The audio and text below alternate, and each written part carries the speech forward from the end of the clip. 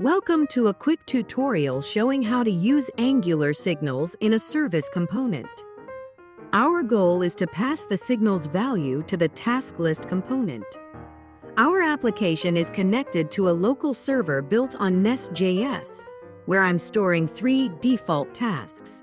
After connecting the signal, I will remove tasks from the list one by one until the list is empty.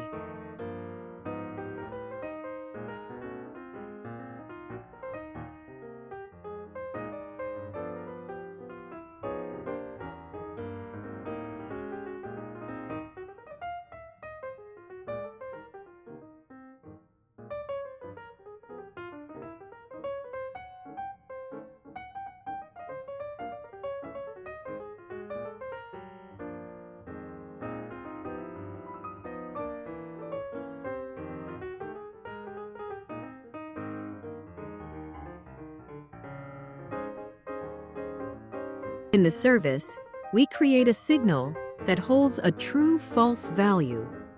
Then, in the function that fetches the task list, we place a condition that reads whether the list is full or empty. If the list has tasks, the signal receives a true value. If the list is empty, it receives a false value.